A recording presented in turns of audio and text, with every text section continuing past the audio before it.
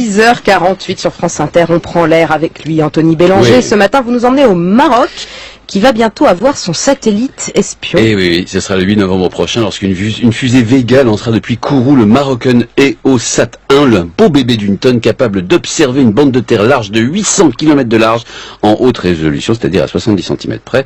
Le contrat a été conclu en 2013 avec la France de François Hollande dans le plus grand secret.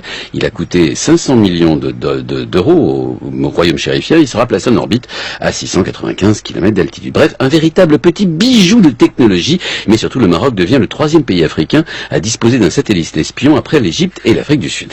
Et ils vont observer quoi, les Marocains? Eh ben, c'est bien le problème. Le Maroc avec 2 ennemis et un ami trop pressant. Ces 2 ennemis sont l'Algérie et les Sahraouis, évidemment.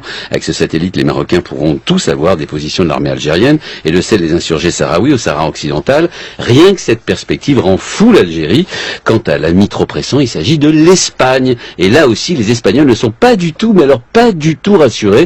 L'Espagne est le seul pays européen encore disposé, vous savez, de territoires en Afrique, en l'occurrence au Maroc, les enclaves de Ceuta et Melilla, mais il y a aussi un chapelet d'îles et de pignons rocheux collés à la rive marocaine. L'Espagne doit aussi avoir des moyens d'observation, j'imagine. Eh ben non, figurez-vous, l'Espagne a bien des parts dans des satellites espions français Helios, mais pas plus de 2,5%. Autrement dit, elle ne peut utiliser l'Espagne que 2,5% du temps spatial de ce satellite. Et puis quand ils en ont eu besoin, la France a fait la fine bouche. C'était en 2002, à propos d'un îlot espagnol appelé Perejil, occupé quelques jours par le Maroc. Impossible d'avoir des images satellites pour raisons techniques, ont répondu les Français, alors que le Maroc, lui, aura bientôt son satellite 100% du temps. Les Espagnols sont, comment dire, verts de rage.